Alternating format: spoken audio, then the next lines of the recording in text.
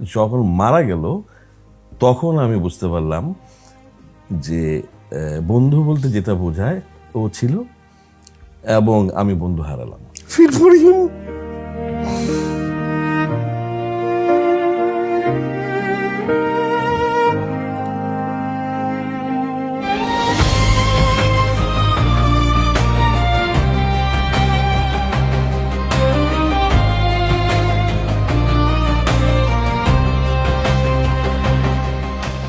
মানুষের মুখ অন্তরের কথা, যেখানে পদবি বা পরিচয়ের বাইরে একজন মানুষকে তার নিজের ভাষায় খোঁজার চেষ্টা করা হয়। দর্শক, দেশে এবং প্রবাসে যে যেখান থেকে দেখছেন, সবাইকে শ্রদ্ধা সহ শুভেচ্ছা।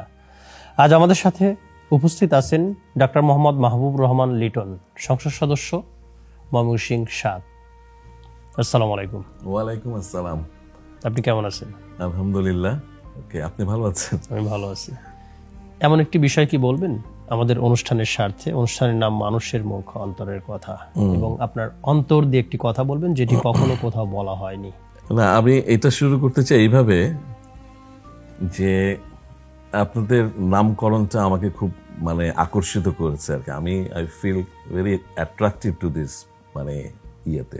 আজকাল কি জানেন, আজকাল মানুষ কিন্তু ফেসে রিড করার চেষ্টা করে। আপনি যখন আমার সাথে কথা বলবেন, আমি আসলে ভিতর থেকে সত্য কথাটা বলতেছি নাকি আপনাকে খুশি করার জন্য বলতেছি। অ্যাজ এ পলিটিশিয়ান আমাকে এটা আমি এগুলো খুব ফিল করি। মানুষ কিন্তু রিড করতে পারে কিন্তু আসলে আপনি কি বলতেছেন এটা। তো এই যে আপনি লিখছেন মানুষের মুখ, ফেস আর অন্তরের ভিতরের কথা, খুব অ্যাপ্রোপ্রিয়েট একটা ইস্যু আর কি জিনিসটা, প্রোগ্রামটা।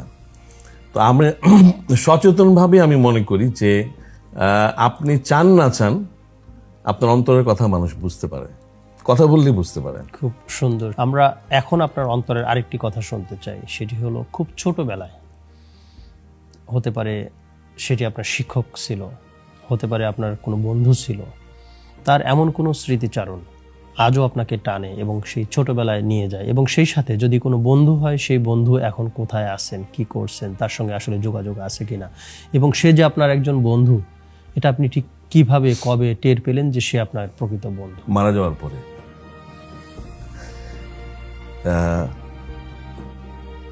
বাই ভার্চু অফ আমার আব্বার বদলির চাকরির জন্য আমাকে বিভিন্ন স্টেশনে থাকতে হয়েছিল। আমার school, shiny school, college, Notre Dame college, medical college, Dhaka medical college.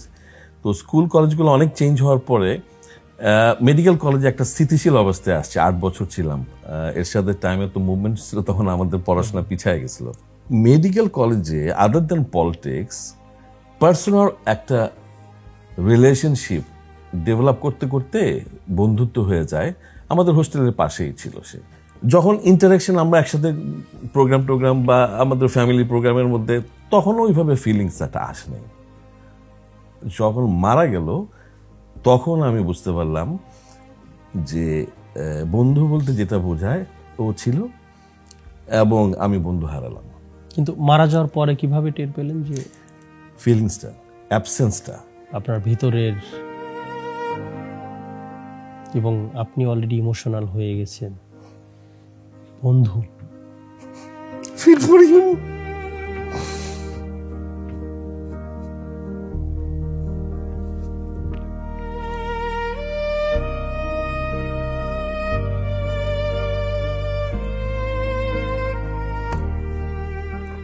আল্লাহ তাআলা তাকে বেহেশতে বাসী করুক। আমাদের অনুষ্ঠানের প্রশ্নটাই হলো যে আপনার অন্তরের একটি কথা, এবং শুরুতেই আপনি বন্ধুকে বেছে নিলেন। এরকম বন্ধুত্ব, আমি জানি না যে মানুষের জীবনে এরকম বন্ধু হয় কি না। আমরা একটু পরবর্তী প্রশ্ন কি আমরা যাব? যদিও সরি, আপনি একটু ইমোশনাল হয়ে গেছেন। আমিও একটু বেশি হয়ে গেলাম, বিকজ অনেকদিন পরে। এটাই আসলে অন্তরের কথা। আপনি অন্তর থেকে ফিল করছেন জন্যই তো আপনি আসলে ইমোশনাল হয়ে গেছেন, এবং অন্তরের কথাটি আপনি বললেন। আমরা পরবর্তীতে প্রশ্নে যাব যে জীবনে এখনো আপনার অনেক কিছু করতে মন চায়, যা করে এসছেন, এই সব কিছুই তো আসলে করে যাচ্ছেন বা করবেন, এগুলো আসলে কার জন্য?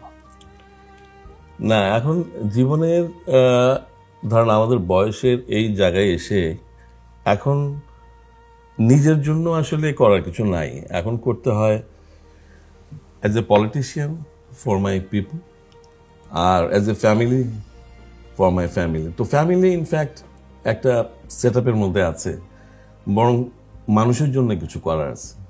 অ্যান্ড আমার প্রফেশনটা অ্যাজ এ মেডিকেল ডক্টর, আমার প্রফেশনটাও এটার সাথে যায়। সব কিছুই তো মানুষের জন্যই। আপনি তো এখন সবার, আপনি আপনার সন্তানদের, আপনি মানুষের, তাহলে আপনার নিজের জন্য কি করেছেন? এবং মায়ের যে সেই ছোট্ট সন্তান আপনি নেই, এটা আপনার কিভাবে ভাবায় সেই সময়টা? এক নম্বর হচ্ছে মাকে তো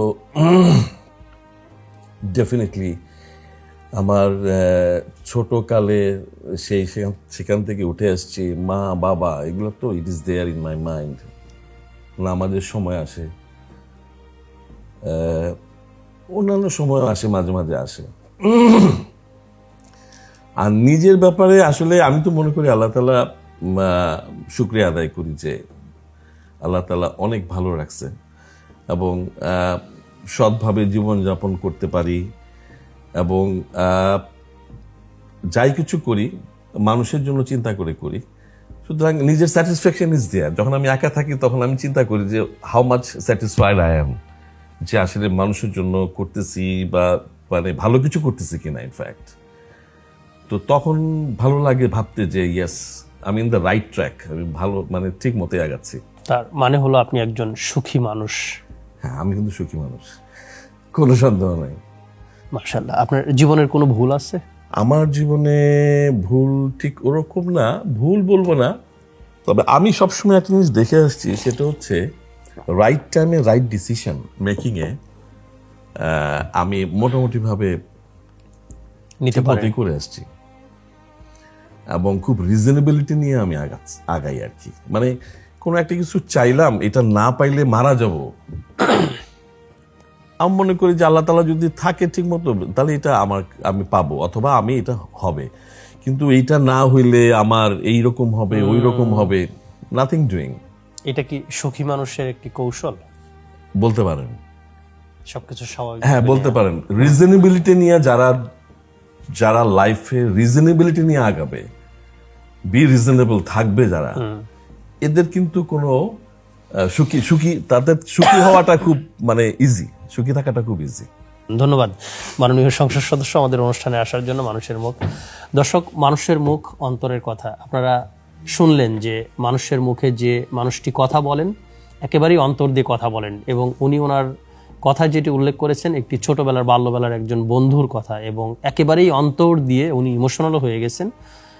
আপনাদেরও নিঃসন্দেহে এরকম কোনো বন্ধু থাকতে পারে, এবং বন্ধুর পাশে থাকুন, তবে আমাদের আজকের অনুষ্ঠান এই পর্ব সার্থক। ধন্যবাদ মানুষের মুখ দেখার জন্য।